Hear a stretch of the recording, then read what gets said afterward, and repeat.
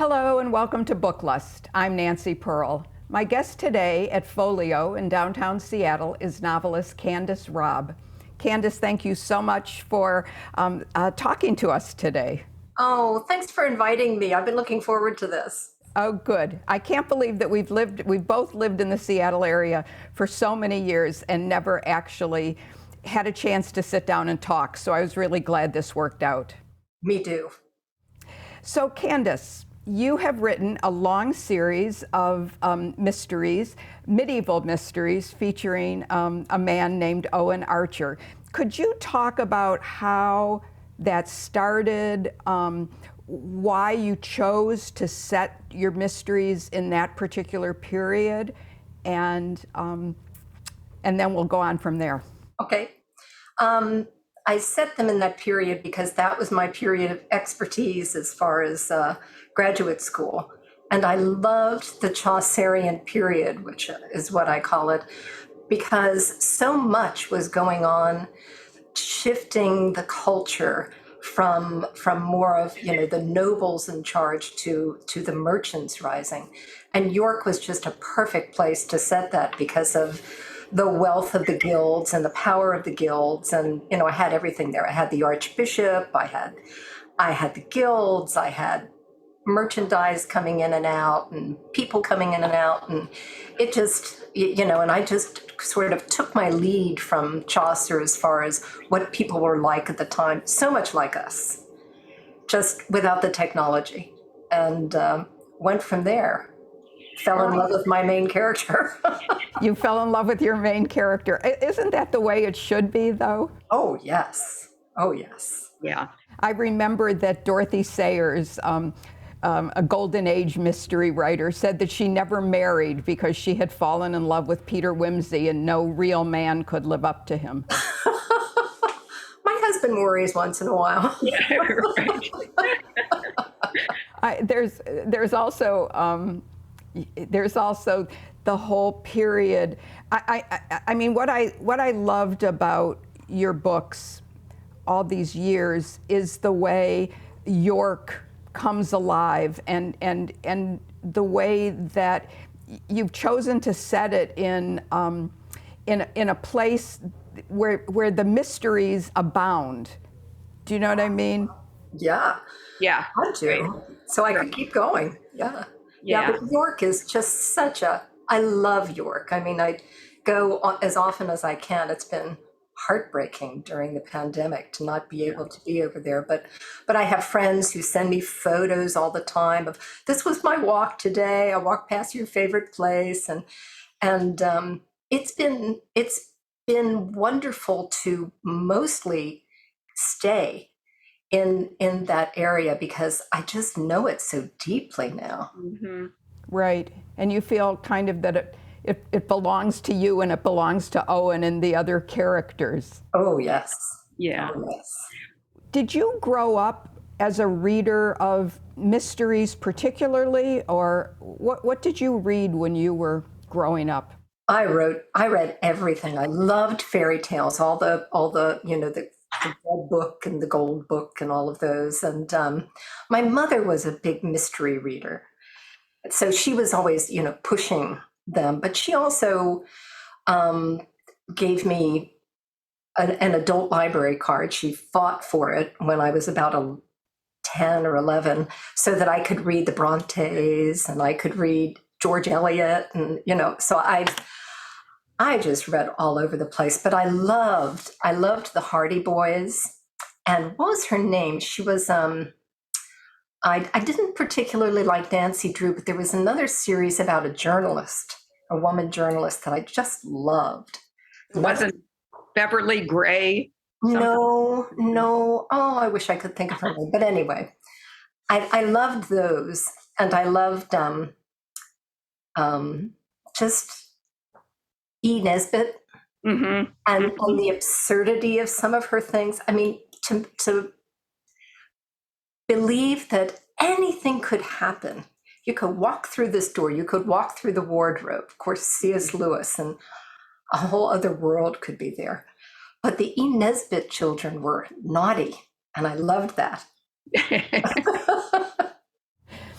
it's interesting that there is a kind of similarity when you were talking about, for example, the E. Nesbit books where they have to tame the magic. You know, they find something and then they have to figure out how to use it and how to use it well. And then the Narnia books where, of course, they go into the wardrobe. In some ways, writing historical mysteries is like entering a wardrobe, entering a different world. Yes, yes. And that I felt it was especially important when I was writing the latest book, The Riverwoman's Dragon. And I'm talking about a healer who some people feel is a witch and is practicing sorcery, to explain how their idea of reality was so different from ours. That the idea of magic, the idea of a place in the forest that was protected, was a very natural idea to them. That there may be fairies, there may be elves, there may be the mysteries that we try to explain now. And that has been a really important part of writing historical fiction in general, is to remember that mindset. Yeah, I would think that one of the hardest parts about writing any kind of historical novel, is to remember that the way those people thought, even more important than the way they lived, but the way that you know, a group of people thought is different in many ways from the way we think, and you can't put in 21st century thinking into a book that's set in the 14th century. Yeah, you have to be really careful. So this book is about the Black Death. It's about the terrible pestilence that really wreaked havoc in the medieval world. And you must have started it well before 2020, I'm assuming. Well, I did a bit of it in 2019, kind of testing it out with a friend who died before I actually got really working on it. And it wasn't, at first, I didn't realize that it was a plague summer that I was setting it in. And it was just before we discovered COVID that I realized that, and I wondered how that would be.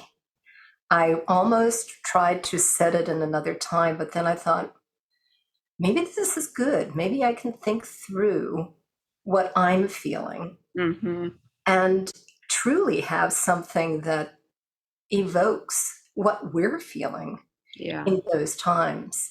And of course, Magda was such a wonderful hand to hold going through that first year, because she's just, I want to be her when I get old.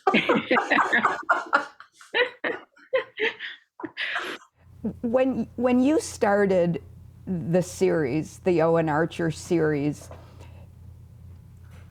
are there decisions that you made in that first book that in some ways perhaps you came to regret as you were going on and writing in the series? You know, not big things and not perhaps major things, but just small, like a character died that you now wish. Oh, yes. I mean, I just, there are two characters that I really wish had stayed around, and one dies in the first book, Magda's son. And he started out to be this evil person, but I really grew to, this happens with most of my villains, I understood that Potter Digby had a sense of morality. That was his idea of morality. And Owen sees that. And I hated to kill him because I thought he was a very interesting character.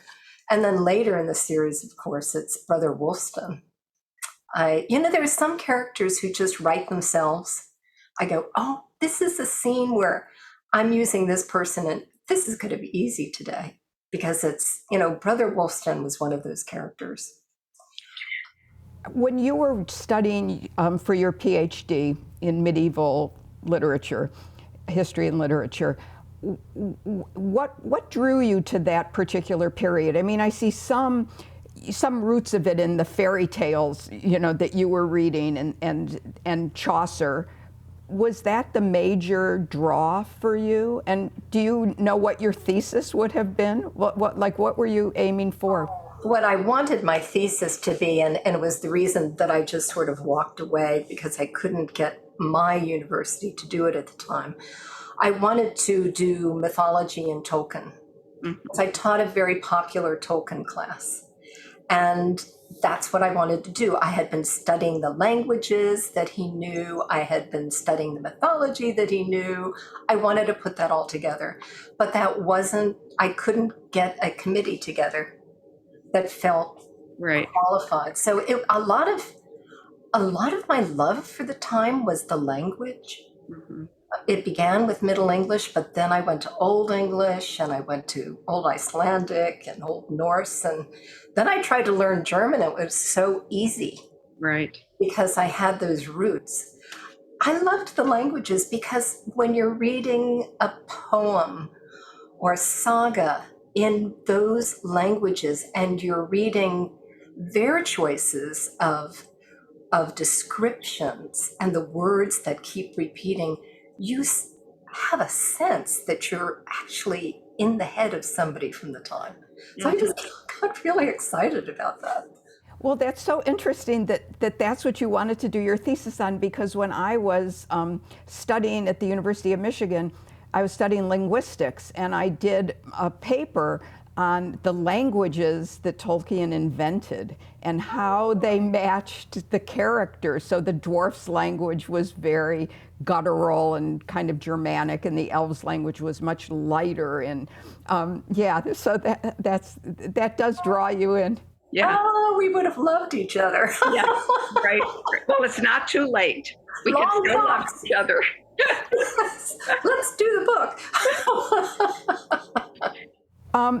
So talk about your writing process a little bit. When you finish one book and then you start working on another book, is it immediate that you start working on that second book and that new book?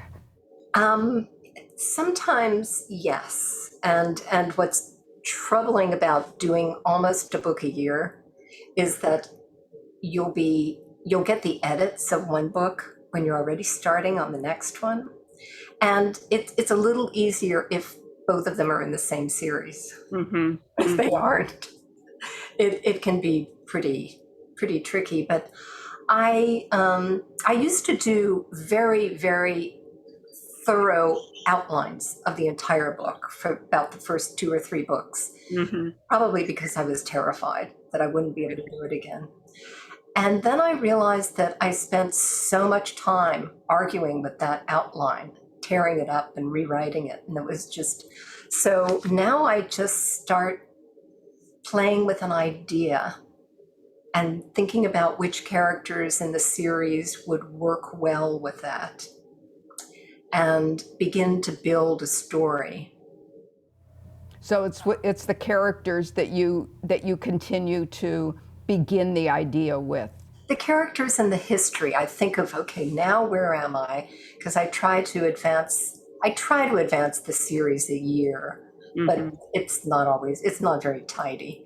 And I think of what's going on at the time and what might be a nice background for the history.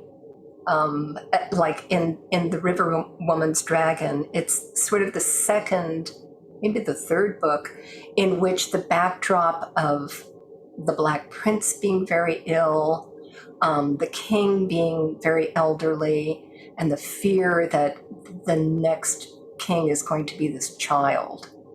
It's a very unsettling time.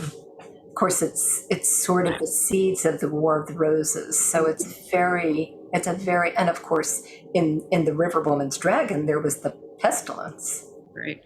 as Right. well. And then I think, I knew with this book that I wanted Magda Digby to be very important in it. But, who else is going to be a major character? And the one I'm working on now, I have more of the characters, Bess and Tom Merchant, at the York Tavern next door, because I haven't had them in a book for a while. And so that happens. And it's a lot of, I do so much rewriting. And I go back after about half of the book is written, and I tear it up and I do it again. And because now I've got a really good idea. And so it's a real dance. It's a labyrinth and an onion, and I mean, I have all sorts of ideas of this mess that I'm making. And then suddenly it's there. What's the hardest thing for you about writing?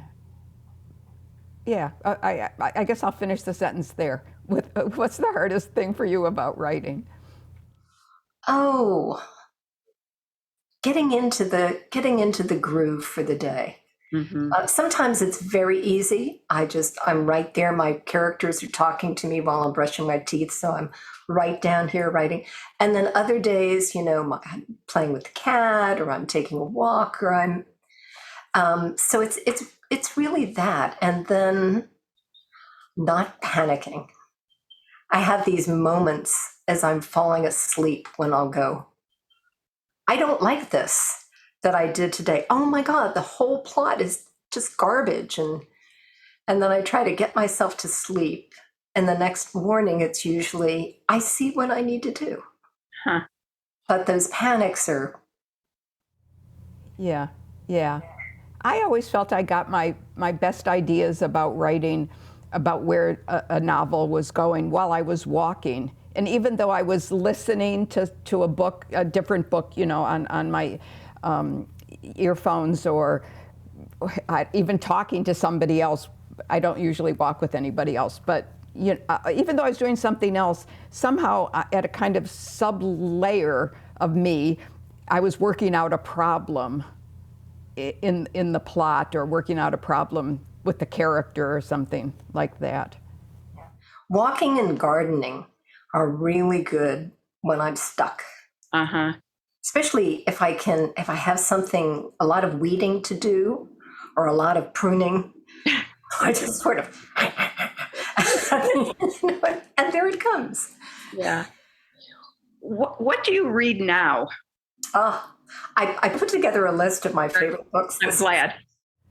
I used to write down on my hand when I was going out, and people would always say, "What are you reading, Nancy?" And I would write down on the back of my hand 3 books that I had read recently. But since I've gotten so old, it's harder to write on your hand because your skin is it's a little less tight than it used to be. Yes. So. No, I have more than 3, but this has been a really good year for reading for me. I've been really enjoying the retelling of the story of Troy through the eyes of the women.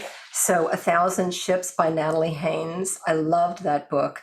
And The Women of Troy by Pat Barker, and the earlier one, The Silence of the Girls, which I read several years ago.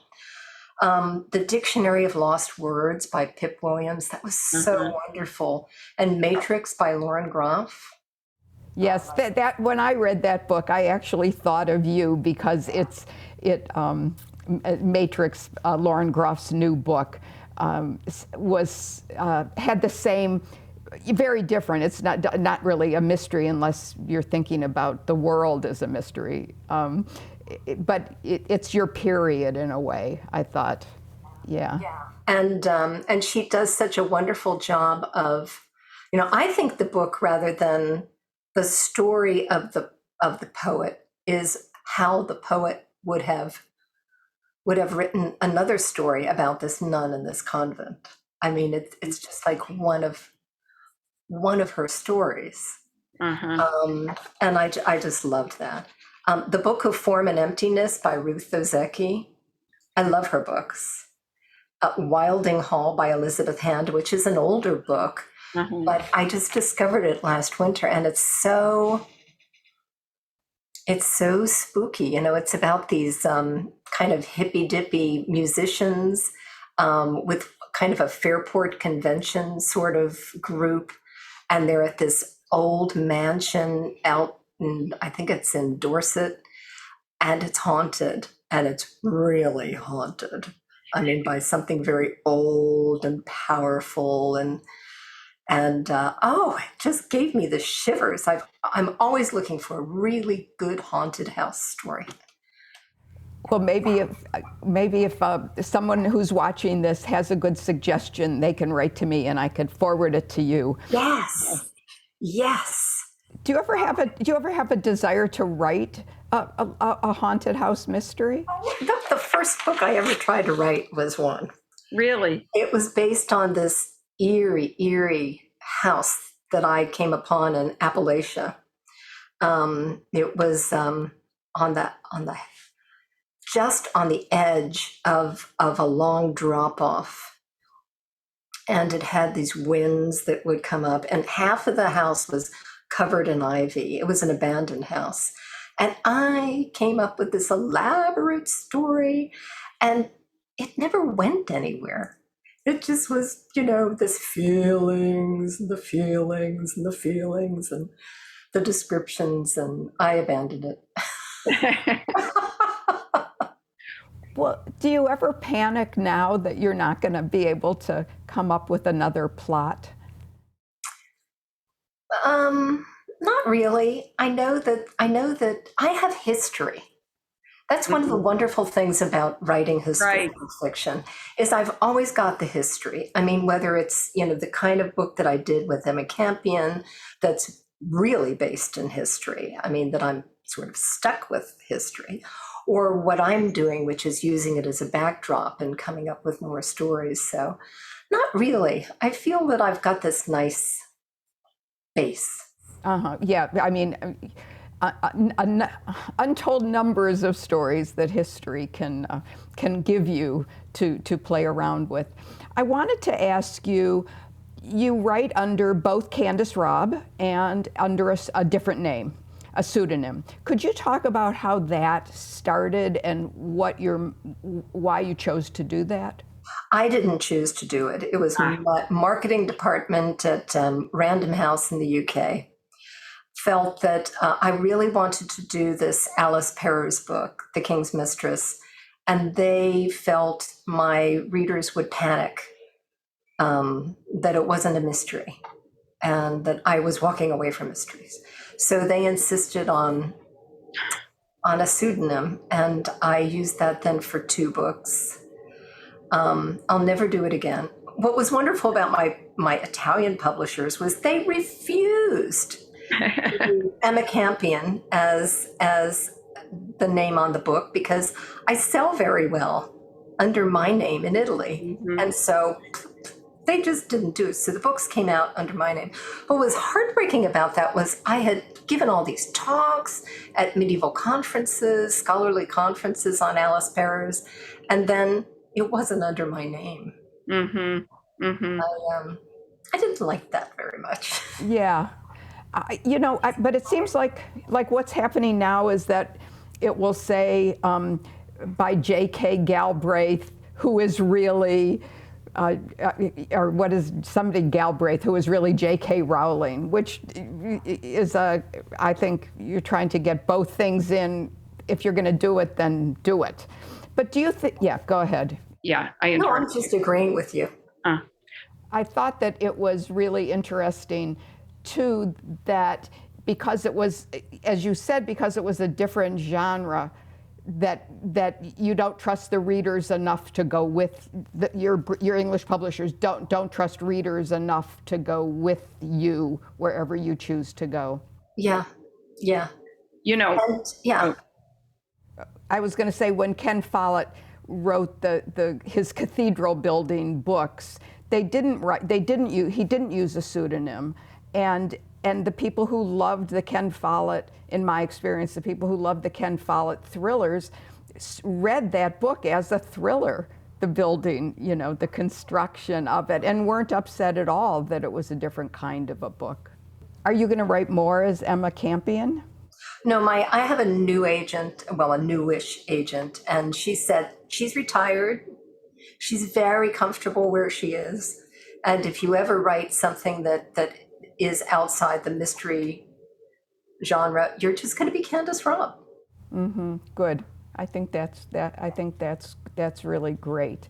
So I get this picture that you're gardening or you're walking and you're constantly, kind of thinking on one level or another about the next book.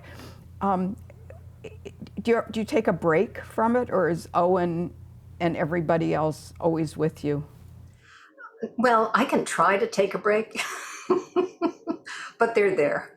They surface in my dreams. I'll wake up with them. When I was writing the 3 books in the Kate Clifford series, she and her mother would wake me up with arguments. and and actually, the second book in that series, A Twisted Vengeance, is sort of that came. The arguments in that I just kept dreaming them, and I just kept writing them down. And That's great. Well, Candace, I really hope that you keep writing in whatever series you want to write in. And it would be great for you to go back, I think, and resurrect that haunted house book. So we can see what drew you to it in the first place. And I want to thank you for coming on the show. thanks so much for having me. This has been fun. Good. Thank you.